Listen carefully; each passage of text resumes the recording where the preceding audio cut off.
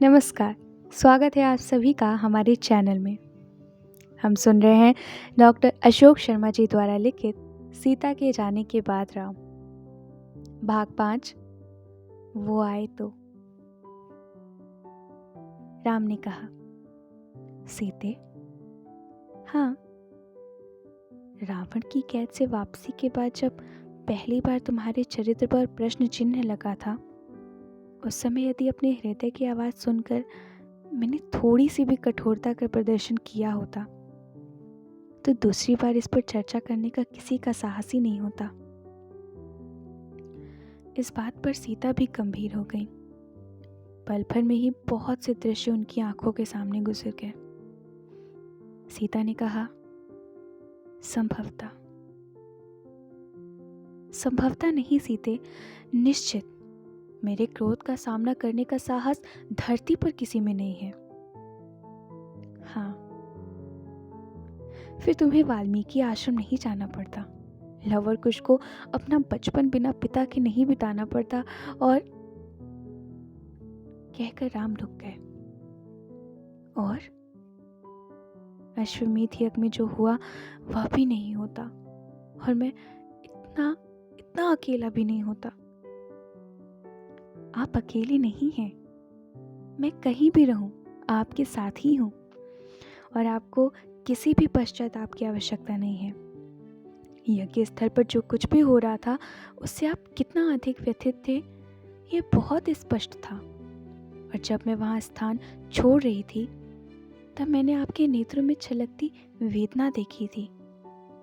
वे बहुत ही विचलित करने वाले क्षण थे। राम भाव विह्वल थे। बोले, उस समय तुम्हारे मन में कितनी पीड़ा रही होगी। नहीं, पीड़ा तो नहीं थी। पीड़ा नहीं थी, ऐसा कैसे कह सकती हो तुम? राम ने कहा, क्योंकि मेरे मन में कोई इच्छा या अनिच्छा शेष नहीं रह गई थी, सीता ने कहा। इस उत्तर के बाद राम चुप हो गए। सीता ने फिर कहा, कभी कभी मन कैसा हो जाता है, विरक्त और निर्विकार सा। हाँ, कभी कभी चोट इतनी तीव्र और गहरी होती है कि कुछ देर के लिए पीड़ा का एहसास शून्य हो जाता है। चोट? कहाँ? मेरी तो कोई चोट नहीं लगी थी। सीता ने हंसते हुए वातावरण की गंभीरता को कम करने के लिए कहा, मैं शरीर की चोट की बात नहीं कर रहा हूँ सीते। इतने परेशान से क्यों हैं? सीते, क्या कुछ देर मेरे पास बैठोगी? हाँ, बैठूंगी भी और कुछ कहूंगी भी, सीता ने कहा। कहती क्यों नहीं? सीता राम के पार्श्व में उनकी ओर मुख करके बैठ गई। कहूं? उन्होंने कहा। हाँ, दुख या सुख मन की अवस्थाएं ही तो हैं, हमें इनसे बाहर नहीं आना चाहिए क्या?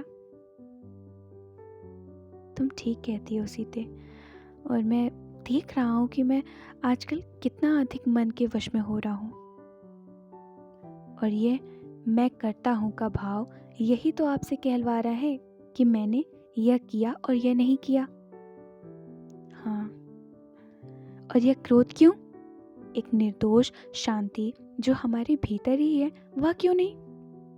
सीते, मुझे लगता है कि अन्याय पर क्रोध करना तो सात्विक क्रोध है।